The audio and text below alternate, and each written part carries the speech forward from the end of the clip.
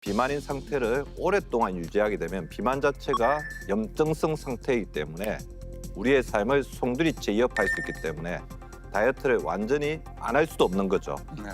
비만을 확산시키는 주범은 잘못된 다이어트라는 말이 있을 만큼 지금까지 잘못된 다이어트는 우리를 쉽게 살이 찌는 체질로 만들고 자신감도 떨어뜨리면서 몸도 마음도 버리는 결과만 가져왔는데요. 더 큰 문제는 잘못된 다이어트가 노화를 가속화시켜 한순간 목숨을 빼앗는 혈관 질환으로 번질 수도 있다는 것입니다. 혈관 얘기만 들어도 무섭지? 혈관에서 살이 쪄요? 네, 실제로 내장 지방이 있는 사람은 정상인보다 고혈압, 고지혈증 발병률이 2배 높았고요. 당뇨는 2.1배, 대사증후는 4.2배까지 발병률이 증가했다고 합니다. 게다가 여기서 더 주의해야 할 사람은 비만인 사람 못지않게 잘못된 다이어트를 반복하며 요요를 경험한 사람인데요. 연구에 따르면 요요를 겪은 사람은 그렇지 않은 사람에 비해 심장마비 위험이 43%, 뇌졸중 위험은 41%까지 높아진 것으로 나타났습니다. 단순히 살이 찌는 고무줄 체질로 변하는 게 문제가 아니라 목숨이 달린 문제인 만큼 특별히 좀 신경을 써야 될 것 같습니다. 네, 그렇겠죠. 우리가 중년이 되면 우리는 노화로 인해서 자연스럽게 근육도 줄고 혈관도 약해지기 마련인데요.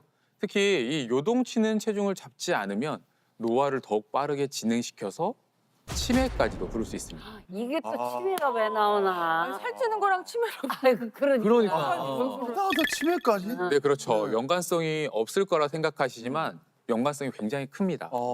실제로 국내 중장년층을 대상으로 체중 변동과 치매 발병 간의 연관성을 10년간 추적 관찰한 결과 이 체중의 변동폭이 크고 주기가 잦을수록 이 치매 위험이 더 훨씬 큰 것으로 나타났다고 합니다. 특히 10%가 넘는 체중 변동을 2번 이상 경험한 사람은 치매 위험이 2.37배까지 증가했다고 합니다. 어머. 네, 또한 연구에 따르면 이 비만과 고지방 식이가 뇌혈관에 미치는 영향을 분석해 봤는데요. 고지방식을 섭취한 쥐가 일반 식단을 섭취한 쥐에 비해서 혈관 내피세포가 더 빨리 노화했고 인지기능 장애까지 발생했다고 하죠.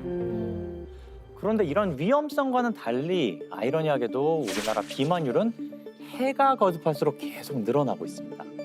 2020년만 해도 무려 비만율이 전 국민의 38.3%. 우리나라 국민 10명 중에 4명은 비만한 실정입니다. 근데 거기서 끊이지 않고 이제 그로 인해서 암 발생률까지 덩달아서 증가하고 있습니다. 비만율이 올라가는데 암 발생이 네. 올라간다고요? 어머. 뭐 위험한 무슨 거 다 소리야. 나왔네. 야. 자, 여러분 아무래도 이제 비만이 몸에 문제를 일으키라는 건 알고 계시겠죠. 네. 비만이 이제 만병의 원인이라는 얘기인데 아. 자, 어느덧 우리가 일상에서 이제 흔히 이렇게 듣고 얘기하는 얘기지만 실상은 훨씬 더 심각합니다.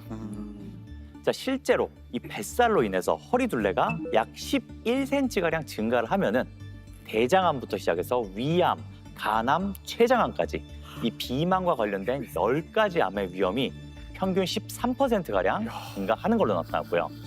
특히 비만한 여성은 정상 체중 여성에 비해서 자궁 내막암 발생 위험이 1.8배, 80%더 높았고 고도 비만인 경우에서는 3.8배까지 높았다고 알려져 있습니다. 나이가 들수록 노화로 인해 앞서 말씀드린 혈관 질환, 치매, 암까지 각각의 질병의 위험이 증가하는 것은 맞지만 이 부분을 해결하기 위해서 잘못된 방법으로 다이어트를 하게 되면 오히려 가속 노화를 부추길 수 있습니다. 그렇기 때문에 이제는 올바른 다이어트 방법을 바로 알고 실천을 하셔야 되죠. 자, 그러면 그 핵심은 바로 장을 다스리는 것에 있습니다. 장을 다스려요? 네.